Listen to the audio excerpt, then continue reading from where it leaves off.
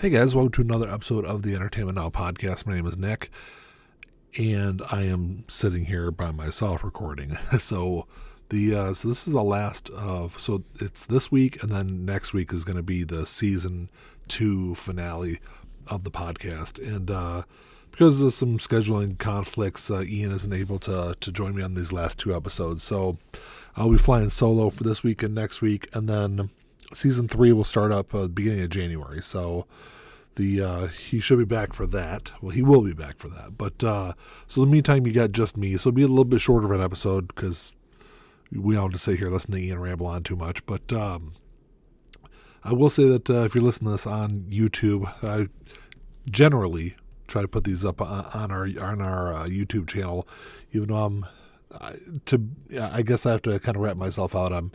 I've been kind of lazy about it lately. I think I'm 2 episodes behind on the YouTube channel, but hopefully shortly I'll have all these up on the YouTube channel. So make sure you give me a thumbs up and subscribe, and all the YouTube kind of stuff you're supposed to do. And make sure you leave us a 5-star review on Spotify or Apple. And it's actually kind of funny. I haven't done a podcast episode by myself, so we've been podcasting since I think it was January of 2017, so it's been a long time, almost 7 years that we've been podcasting, and this is the first time I've done a show by myself since, it's probably like mid-2017, I think, when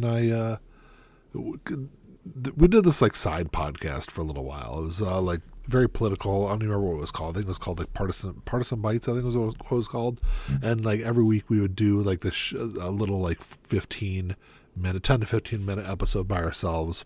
And I don't know, it didn't last very long. I think we only did it for a couple of months.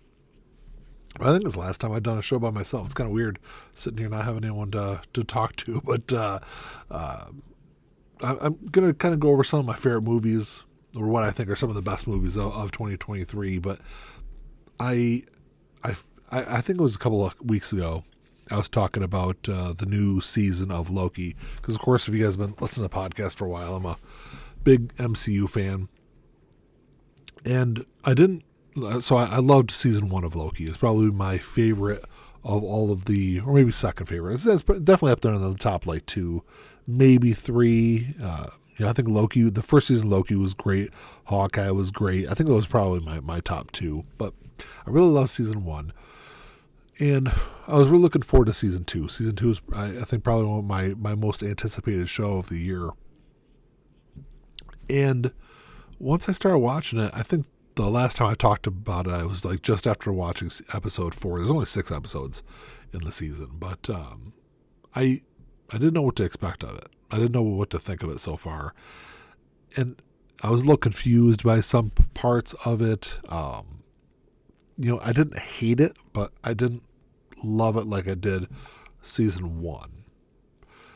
And episode 6 just aired within the last couple of days. I'm recording this on Saturday night, and I think the episode was up on Thursday night, so it's been a couple of days since episode 6 was up. And episode 6, I don't want to spoil too much of it, but it does a really great job of wrapping the whole season up.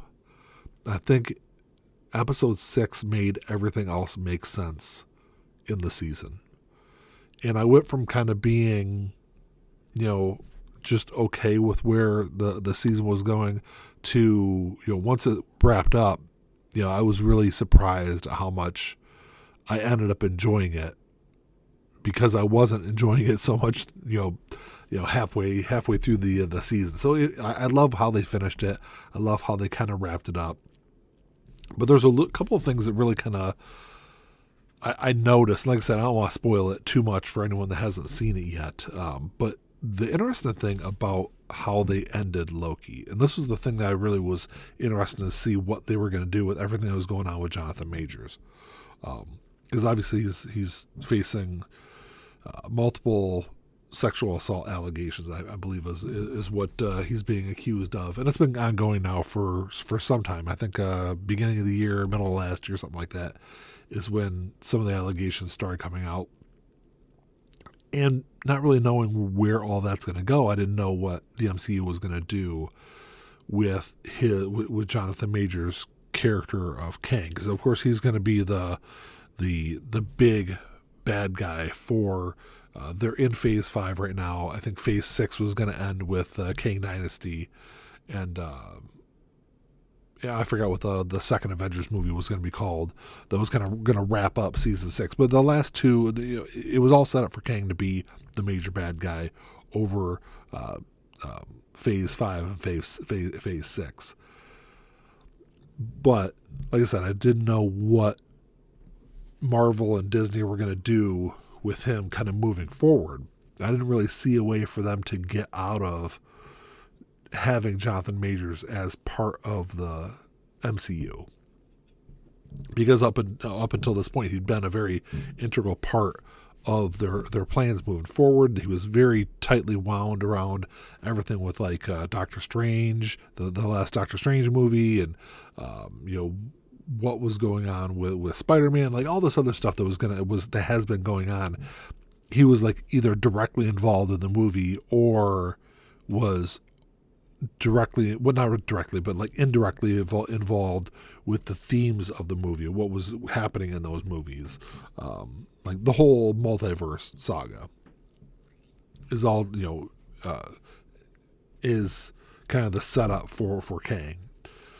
So the way they ended Loki season 2 very much opens the door up for Marvel to move on and for Disney to move on from Jonathan Majors.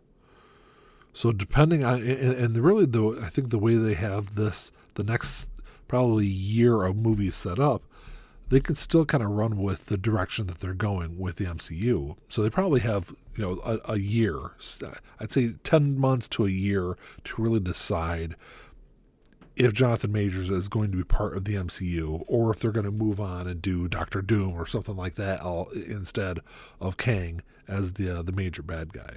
Like I said, I don't want to give too much away, but go through and watch season 2, and you'll really understand what I'm talking about as far as like they very much left the door open for a change in plans for the MCU. But it's I'm just kind of sad to see Loki end. They've confirmed that it is going to be the end of the TV series. There is no season 3 that's going to be that'll happen. They've already confirmed that. And the way they end season 2, it's probably the end of Tom Hiddleston in the MCU. There was a recent interview he did within the last day. I think he did the interview because, of course, the SAG strike is over, so they're able to promote and stuff like that. So he was on a talk show last night.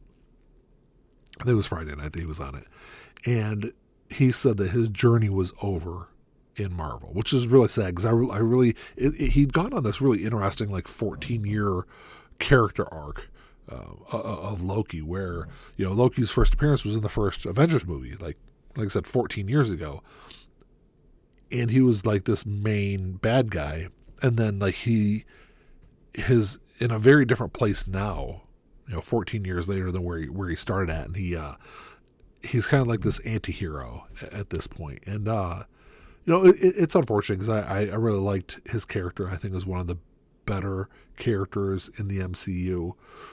And I would like to see him kind of meet up with Thor once again and do something. But I don't really know how they could kind of keep going with that. How many times has Loki died in the MCU? I think this is he's definitely died multiple times. But I kind of there was a fan theory out there that the way they were going to start the Kang Dynasty movie was similar to the way that they started in Infinity War, where within the first 10 minutes Thanos kills Loki. And that maybe kind of like a fitting way to end Loki would be to kind of let him lay dormant until the beginning of the Kang Dynasty, and have Kang kill Loki in the first 10 minutes or 15 minutes of the movie. And they could even do something where they could kind of wrap up Thor's character in that also and have him kill both Thor and Loki in the beginning of the movie. But I don't know. That's one of those fan theories that have been kind of floating out there. and there's a ton of them, but I don't know. I feel like Marvel, as it kind of distances itself from a lot of those original characters, I feel like it kind of is losing steam. And the new Marvels movie, which I'm gonna go see it tomorrow, I believe I'm gonna go see the movie. It's got some pretty poor reviews. And I don't put a lot of faith in Rotten Tomatoes. There was an article that came out within the last couple of months about how their PR firms were paying reviewers to leave positive reviews on Rotten Tomatoes. So, I don't put a whole lot of faith in there. I do, when I go on Rotten Tomatoes and look at reviews, I look at viewer reviews, and I know that the same article was talking about how reviewers are paid to do the same thing. So, like I said, if I've been saying it for a long time, and pretty much everything that's on the internet, you can't put a whole lot of faith in. But just going over those reviews and looking at those reviews, I don't have a whole lot of faith in this Marvels movie. And I think the same thing. I mean, there's a lot of bad reviews for Love and Thunder too, and I thought Love and Thunder was a good movie. It was probably, I think it was better than the second Thor movie, but so like I said, I don't put a whole lot of faith in those. But I'm gonna go see it, and I'm gonna kind of go into it with an open mind. And I don't know. Well, I'll see what I think of the movie afterwards. Maybe I'll talk about it on the show next week. But it's it's like I said, as they distance themselves from Captain America, and I know Captain America is coming back, and Falcon is the new Captain America, and they're going to kind of move forward with that. But like the original character, and Iron Man, and all those old characters are kind of gone. It's interesting to see who's going to pick up the mantle and kind of run with the MCU. And at this point, like so, we're almost done with Phase 5, and I don't see anyone kind of stepping up and stepping into any of those big roles like those original characters did. Obviously, Robert Downey Jr. is a fantastic actor, and what he did with the Iron Man character, it's hard to fill those shoes. And I thought they were going to kind of have Spider-Man be the main player for the Avengers moving forward, but it hasn't really kind of come through so far in his most recent film. So I don't know. Like I said, I think Marvel needs to kind of right the ship soon, because I think they've lost a lot of people in this phase, and after the heights of Infinity War and Endgame, I knew that was going to happen on us, to a certain percentage, but I feel like they've really kind of dropped off. And maybe it's superhero fatigue that I think has finally started hurting Marvel. I think it's kind of hurt DC now for a couple of years. Actually, I think DC has never really gotten off the ground because of the superhero fatigue that we have on TV and in movies, because it is a lot. And there's a lot of movies. I think there's like 30 freaking movies that have come out over the past 20 years. And yeah, I mean they've made a lot of money, but I think people are finally kind of maybe it's time to kind of move on from some of these movies or these superhero movies, and maybe it's time to kind of go back to maybe doing one, maybe two of them a year, instead of Marvel's been doing, I think, 3 a year for the last quite a few years, plus TV shows, and DC's been doing a movie or two a year, and it's just a lot for one genre of movies. If it was horror, I'd say the same thing about horror movies. It'd be a fatigue factor if there was all the same, or the one studio is putting out a series of, say, Child's Play movies. If there was a new Child's Play movie or two new Child's Play movies a year plus a TV show, you'd get kind of tired of it over a while. So maybe it's time to take a break from the MCU. Maybe after I think they've got everything scheduled through like 2026 right now. So maybe after 2026, maybe they'll take a couple of years off and kind of go back at it. Maybe let people kind of have a feeling of missing it and longing for it to get them to kind of come back and maybe have some of those big box office numbers. Because I don't see Marvel having $1 billion movies moving forward. You know, because you don't have the connection, to these newer characters, whether it's Miss Marvel or Captain Marvel or they're doing Ironheart and Blade and Fantastic Four. I don't know. I think there's I think Deadpool will have a big number attached to it. I think that movie do quite well, but I think it's the kind of the strength of Ryan Reynolds and what he did in the first two movies. The second Deadpool movie didn't, off the top of my head, I don't think it did obviously nothing as big as the first movie did, but I think it did okay, but nothing like huge. So I don't really expect Deadpool 3 to be a $1 billion movie, but I might be wrong. It might be a $1 billion movie and completely change the complexity of the MCU moving forward. I don't know. They're also going to bring in Wolverine, and there's other things that we're going to be doing. I think in Phase 6, I think there's 3 slots that are saved that they have premiere dates for that they haven't attached movies to. So there's the MCU could be doing some different things, and maybe that's why they've kind of left that open to see how the whole Jonathan Majors thing kind of rolls out. Because if they end up having to distance themselves from Jonathan Majors, it gives them 3 movies to plug in there and kind of pivot away to a different main bad guy. So, but I think it's kind of hard to do because the Infinity Saga, there was 3. I think it was 3 phases that went over. So there was all this build up to Infinity War and to Endgame, where I think if they pivot away and go to a different bad guy, and it's just done over 3 or 4 films or maybe 5 films, if they're able to kind of tie things into some of the other movies, it's going to be, I think a really truncated run up to those last 2 Avengers movies in phase 6. I don't know. It'd be interesting to see what they do. I'm sure that Kevin Feige and those guys, they have everything kind of mapped out. I'm sure they have got alternate plans arranged already in case they have to pivot away from Kang. But I don't know.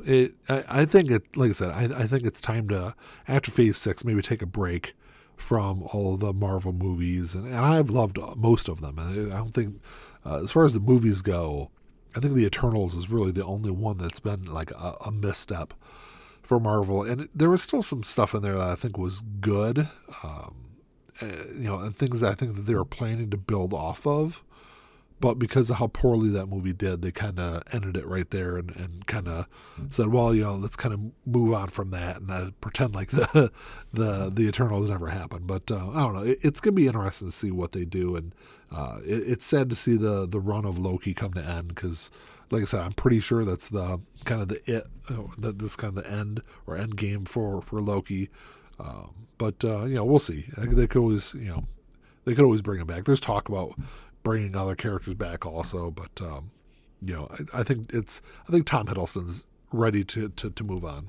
But 2023 has been a good year for movies. I think the last couple of years really have been too. I shouldn't say the last couple of years. Coming out of the pandemic, I didn't really know what to expect. So 2020, 2021 were both pretty down for me. There wasn't really anything that really kind of stood out to me. Obviously, like a lot of stuff went straight to streaming, and I feel like some movies that were either like pushed back until they could be theatrically released, or just kind of shelved altogether. I don't know. It was really kind of interesting and kind of strange couple of years for movies, and I feel like 2022 movies really kind of bounced back, and I think they kind of continued that trend in 2023, and I'm glad the writer strike is over. I'm glad the actor strike is over, so we can finally kind of start seeing more of those kind of roll out. I think we're gonna hit a kind of a lull from like December through March or April, as some of those as those studios kind of get ramped back up with the writers, or after the writers and actor strikes, to get some stuff really rolling, because they also kind of held on because of the strikes. They the labels kind of held on to some stuff also. They didn't want to release everything at once in fear that they wouldn't have content to release for months. And they didn't want to go through like a dead period where there's nothing going out. So they kind of held on to some of that stuff. So hopefully we'll see some of that stuff kind of roll out over the next couple of months until we see, everyone back fully at work, and we see movies kind of cranking out again. But like I said, 2023 is a really good year. There's a couple of movies that I really loved. There's a couple that, I haven't seen yet.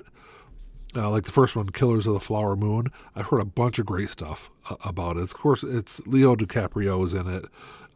It's got Robert De Niro in there. Lily Gladstone's in it. Like a really great cast.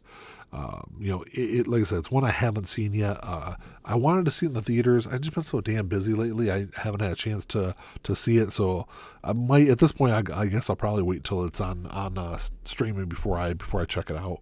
And then the middle part of the year, you had Oppenheimer, which, Oppenheimer, I'm sure is going to win a bunch of awards next year.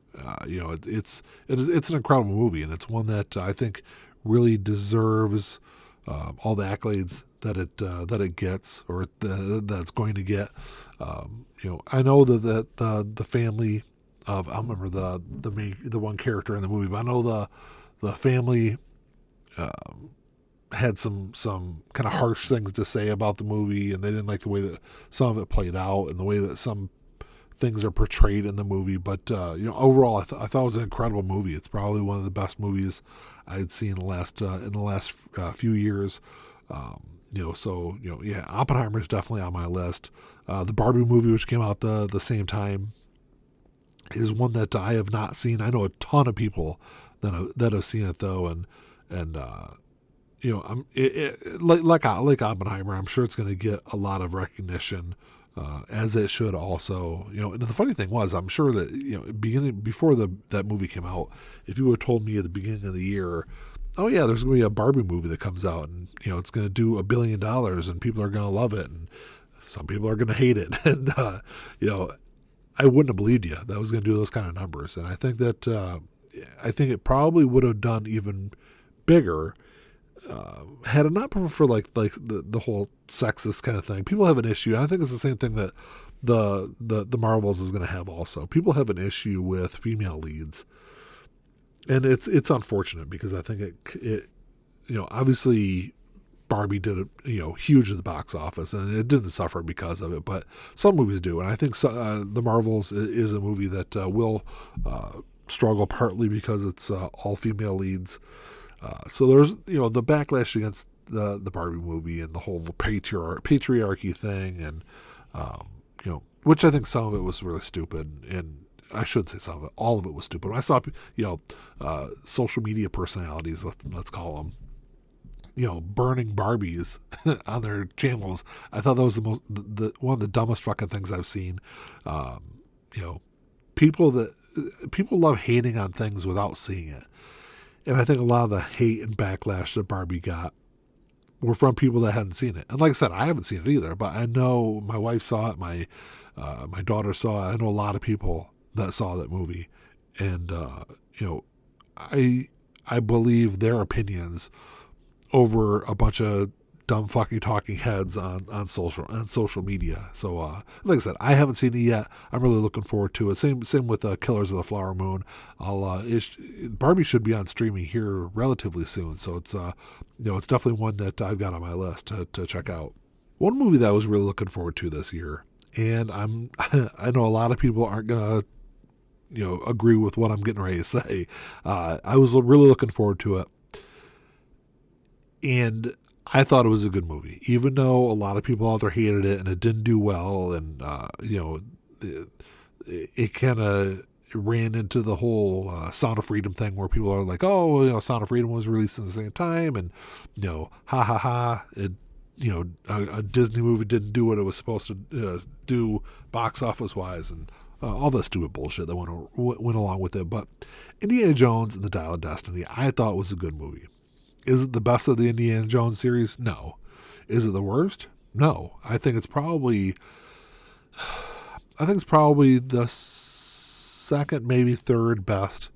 It's probably the third best Indiana Jones movie. Raiders of the Lost Ark is an absolute fucking classic. And that's it. And the funny thing is about that first Indiana Jones movie. Indiana Jones isn't even necessary to the story. I think we've talked about on the podcast before that.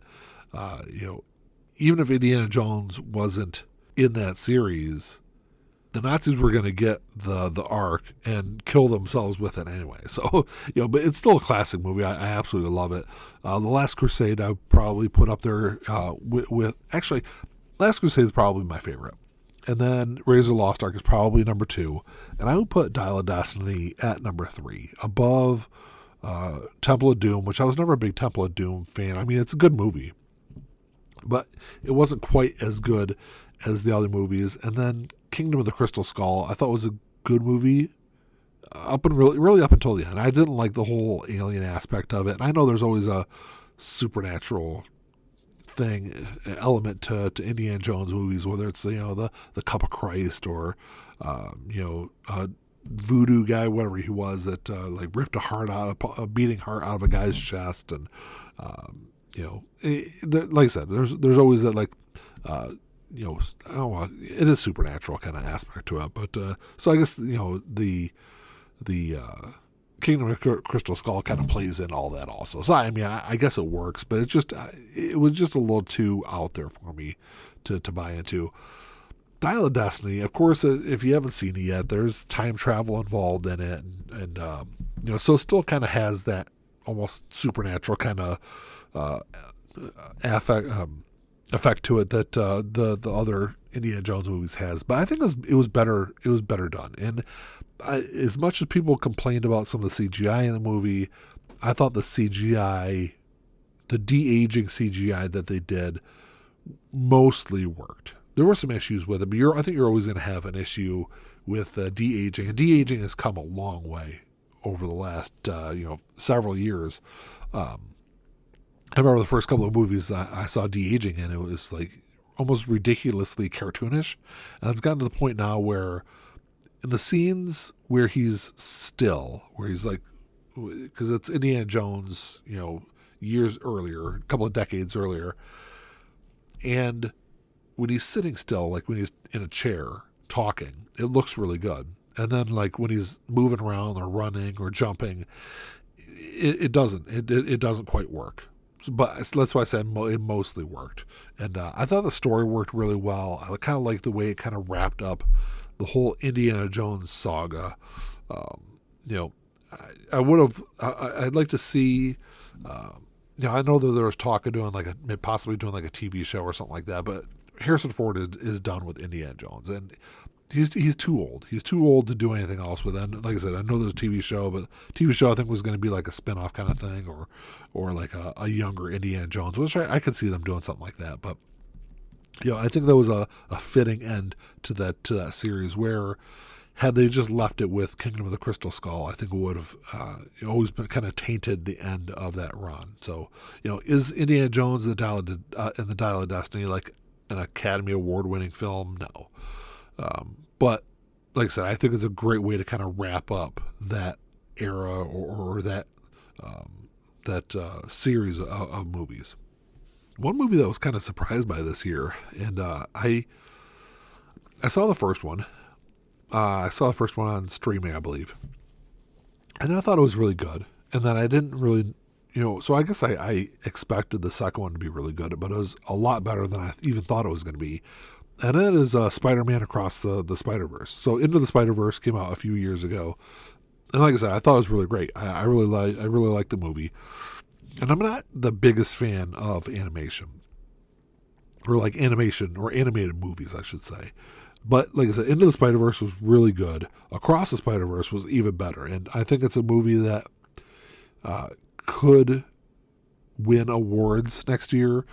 They probably won't because it's a superhero movie and it's a animated movie, and there's always that those movies always get kind of knocked down a little bit, even when they are fantastic. But yeah, I really loved what they did with the Miles Morales character and what they did with this different Spider-Man than what we're used to, and it ties into everything else the MCU was doing, and I think there is a third movie that's in the works also, but I think it has to. I think the Across the Spider-Verse landed on kind of a cliffhanger, kind of.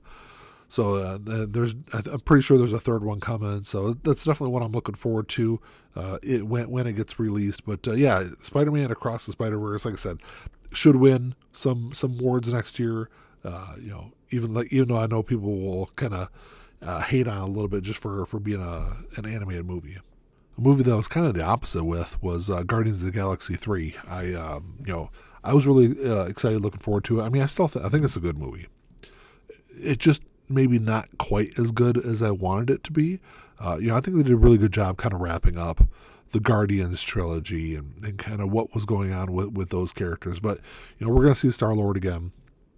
He's definitely going to be in movies moving forward. I think we're going to see Rocket again. We'll see members of the Guardians in other movies, but we won't see the Guardians anymore. The Guardians of the Galaxy are done. And like I said, I think the way they kind of wrapped up that movie was good for the trilogy.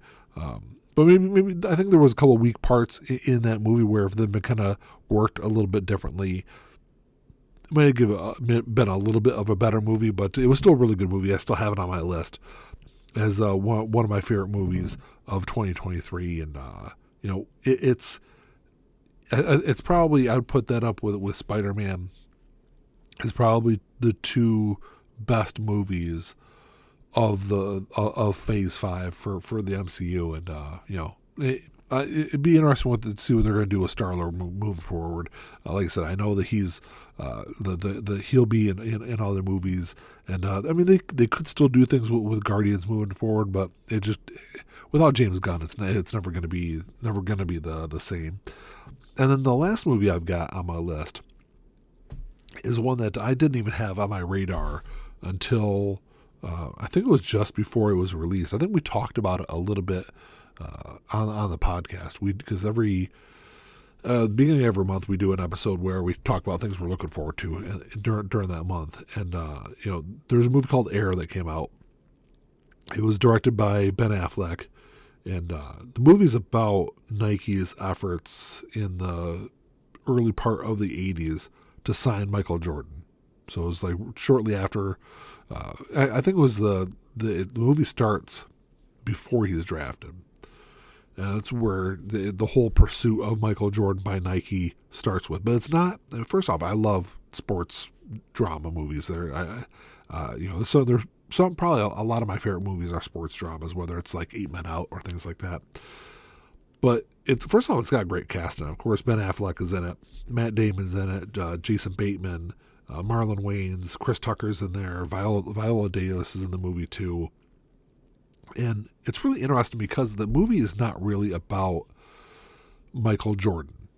The movie is about Nike's pursuit and the lengths that Nike goes to sign Michael Jordan. So Damon Young plays Michael Jordan in the movie and says exactly one word in the entire film. Most of his shots are from behind also.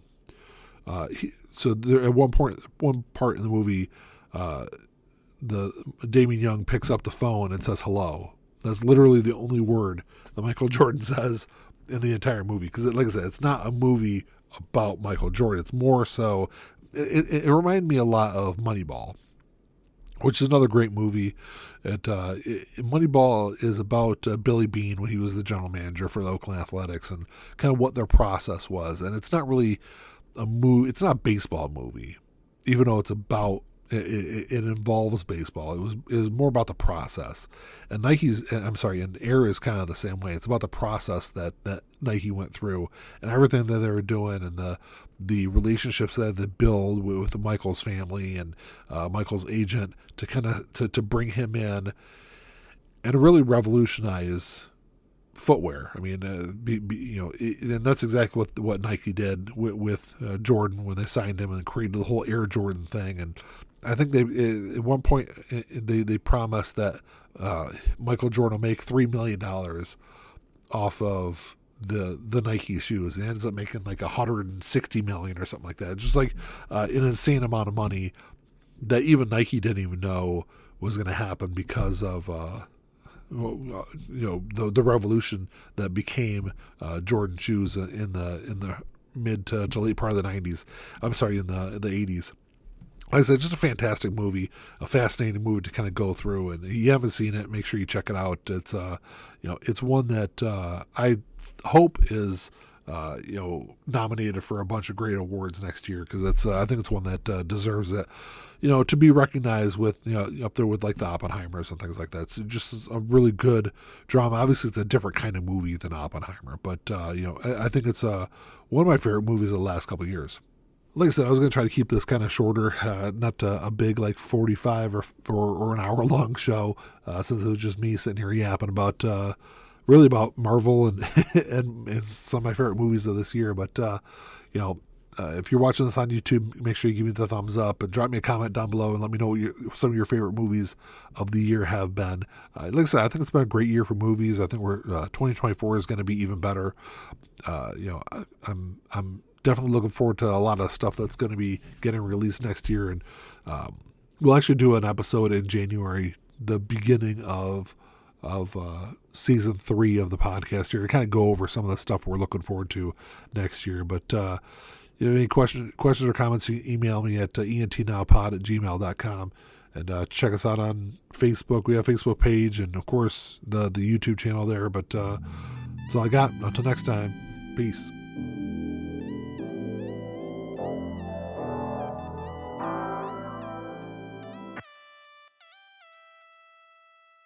Play my role, let me tell you about it. This shit right here, man, I'm about it. Only real niggas reside around me. Yo, old lady, drop a guard around me. Dip like I know you can, bitch. Show me the ropes like we in the ring. Got you some cobras, you wanna hang. Shoulder to shoulder, the niggas basic. You know I won't lie. You know that I ain't for that fuck shit. You niggas alright, but I'm way better and she love it. Know that y'all sick as fuck. Here go this tissue, bruh. We taking the dub, hoping you get you some. This here like a pick me up. She taking my drugs. Know they see the sign. That's some dollar signs. Know they sick as fuck. Know they sick as fuck. Tell them get well soon. Tell them get well soon. Know you sick as fuck. Get well soon. Oh shit. Watch out, you the god, Billy. Oh shit. Right now, and I'm smiling in your face, bitch. With a gold smile, you should probably make placement to your eye. Niggas sick as fuck. Standing with niggas who down for that party. Who down for some bitches who showing their bodies. Swear to God.